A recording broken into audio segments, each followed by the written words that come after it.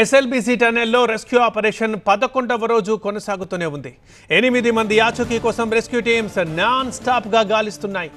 Boring machine విడిభాగాల్ని gas కట్టర్స్తో cut చేస్తున్నారు NDRF, railway సిబ్బంది. GPR మెషిన్తో బురద ప్రాంతాల్లో స్కానింగ్ చేస్తున్నారు. జీపీఆర్ ఆధారంగా 8 లొకేషన్లను గుర్తించి తవ్వకాలు చేపట్టారు. తవ్వకాలకి ఊట నీరు అడ్డంకిగా మారుతోంది. కన్వేయర్ బెల్ట్ పునరుద్ధరణకి అధికారులు ప్రయత్నిస్తున్నారు. ఒక్క నిమిషానికి 5,000 లీటర్ల వరకు వాటర్ వస్తోంది. ఇదే అడ్డంకిగా మారుతోంది. జేపీ కంపెనీ ప్రతి 2.5 కిలోమీటర్లకు పంపింగ్ స్టేషన్ ఏర్పాటు చేయగా 11.5 కిలోమీటర్ల వరకు డీ వాటర్ సిస్టమ్ పనిచేస్తోంది. ప్రమాదం కారణంగా ఇన్సిడెంట్ జరిగిన ప్రాంతంలో ఏర్పాటు చేసిన dewatering pumping system station పూర్తిగా ధ్వంసమైంది. ఇక ఉబికి వస్తున్న నీటితో రెస్క్యూ ఆపరేషన్కి ఇబ్బందులు తలెత్తాయి.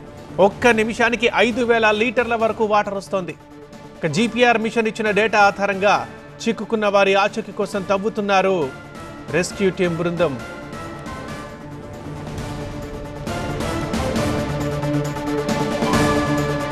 మా ప్రతినిధి వాసు ఉన్నారు టన్నెల్ దగ్గర, లైవ్ లో అందుబాటులో. వాసు, ఏం జరుగుతోంది? ఇంకా స్టిల్ నీళ్లు అడ్డంకిగా మారుతున్నాయంటున్నారు.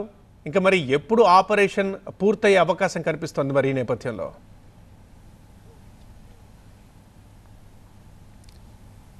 ఎస్ఎల్బీసీ దగ్గర 11 రోజులుగా రెస్క్యూ ఆపరేషన్ కొనుక్కుతుంది. 8 మంది ఆచూకీ కోసం తీవ్రంగా ఇటు రెస్క్యూ బలగాలు లోపలికి వెళ్ళి గాలిస్తున్న పరిస్థితి నెలకొంది. నిన్నటిదాకా ఎక్కడైతే జీపీఆర్ మిషన్ ఇచ్చిన లొకేషన్స్ ఆధారంగా 8 ప్రాంతాల్లో తవ్వకాలు చేపట్టారు. కానీ అక్కడ ఒక్కసారిగా ఊట నీరు ఒప్పుకొస్తున్న నేపథ్యంలో పూర్తిగా రెస్క్యూ ఆపరేషన్కి అంతరాయం ఏర్పడుతుంది. కానీ ఈ రోజు నుంచి ఇటు మిషనరీ ద్వారా లోపలికి వెళ్ళాలి, అక్కడ ఉన్న బురదను తొలగించేందుకు అధికారులు ప్రయత్నం చేస్తున్న పరిస్థితి నెలకొంది. పూర్తి స్థాయిలో అధికార యంత్రాంగం సిద్ధమైంది. ఎందుకంటే ఇక్కడ మాన్యువల్గా తవ్విన నేపథ్యంలో వాటర్ ఎక్కువగా వస్తుంది, ఊట నీరు ఎక్కువగా వస్తున్న నేపథ్యంలో తీవ్ర అంతరాయాలు ఏర్పడుతున్న పరిస్థితి మనకు స్పష్టంగా కనిపిస్తోంది. ఈ రెస్క్యూ ఆపరేషన్కి వెళ్లేందుకు అంటే లోపలికి వెళ్ళేందుకు హిటాచి ప్రొక్లేన్ ద్వారా ఈరోజు తవ్వకాలు జరిపేందుకు అధికార యంత్రాంగం ప్రయత్నిస్తుంది. రెస్క్యూ ఆపరేషన్కు అడ్డుపడుతున్న టన్నెల్ బోరింగ్ మిషన్ వెనక భాగం. సో ఈ టన్నెల్ బోరింగ్ మిషన్ 130 మీటర్ల పొడవు ఉంది. సో ఇప్పుడు లోపలికి కనుక ఈ జేసీబీ వెళ్ళాలి అంటే ఈ విడిభాగాలు పూర్తి స్థాయిలో అడ్డుపడుతున్న పరిస్థితి నెలకొంది. ప్రొక్లేన్ ఇన్సిడెంట్ జరిగిన ప్రదేశానికి వెళ్ళాలంటే ఈ టీబీఎం మిషన్ పూర్తిగా అడ్డుపడుతున్న పరిస్థితి నెలకొంది. దక్షిణ మధ్య రైల్వే మెకానికల్ ఇంజనీరింగ్ డిపార్ట్మెంటు ఈ టీబీఎం మిషన్ను గ్యాస్ కట్టర్ల ద్వారా గత 4 రోజులుగా కట్ చేస్తున్న పరిస్థితి నెలకొంది. ఇన్సిడెంట్ జరిగిన ప్రాంతంలో తవ్వకాలు జరుపుతున్న చోట రెస్క్యూ టీమ్స్కి అధిక సంఖ్యలో వాటర్ వస్తున్న నేపథ్యంలో తీవ్రంగా ఇబ్బంది ఎదురవుతున్న పరిస్థితి. టన్నల్ లోపల ఎక్కడైతే ఇన్సిడెంట్ జరిగిందో ఒక్క నిమిషానికి 5,000 లీటర్ల వరకు వాటర్ వస్తుంది.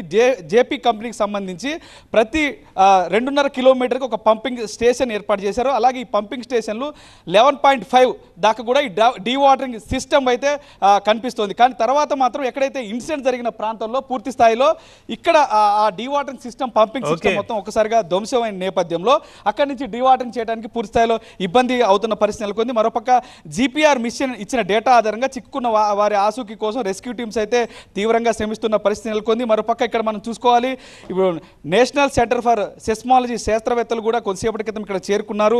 ఇక్కడ సిస్మోగ్రఫీ ద్వారా సుమారు 450 మీటర్లకు సంబంధించి భూమి పొరలను అన్వేషించే అవకాశం అయితే కనిపిస్తోంది. మొత్తానికైతే 11 రోజులుగా 8 మంది ఆచూకీ ఎక్కడ చిక్కున్నారు, ఏ ప్రాంతంలో చిక్కున్న ప్రాంతంలో అయితే రెస్క్యూ ఆపరేషన్ కొనసాగుతుంది.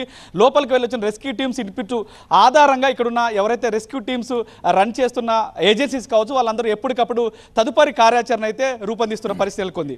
కెమెరా పర్సన్ వెంకట్తో వాసు, టీవీ 9 ఎస్ఎల్బీసీ.